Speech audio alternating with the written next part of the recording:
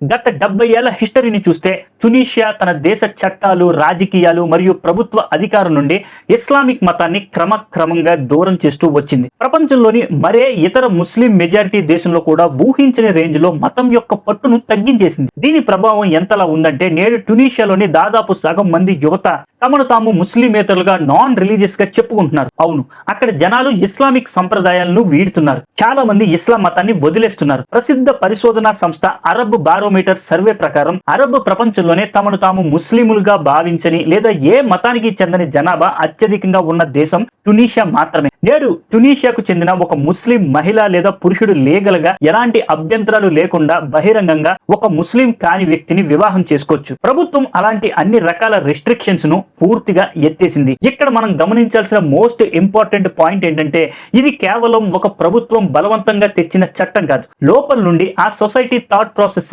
Complete గా మారిపోయింది.